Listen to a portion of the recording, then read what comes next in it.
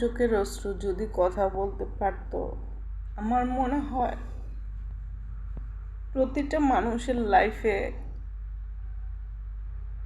আর প্রতিটা মানুষ হয়তো বুঝতে পারতো যে চোখের অশ্রুও মানুষকে অনেক কথা বলে যায়। অনেক অনেক এক বুক ভাঙা ঝড় মানুষের যদি না হয় তাহলে দু চোখের অশ্রু আসে না।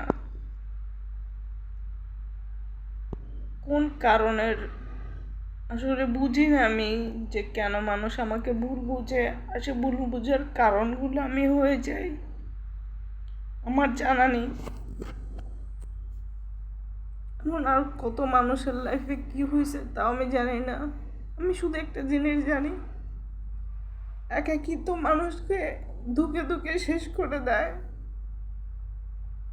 যেটা চাইলেও মানুষ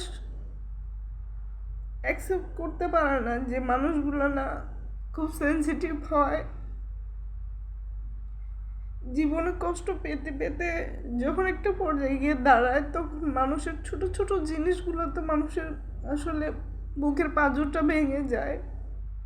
যখন দেখা যায় যে সামনে কেউ বুঝাচ্ছে যে তার কোনো কারণে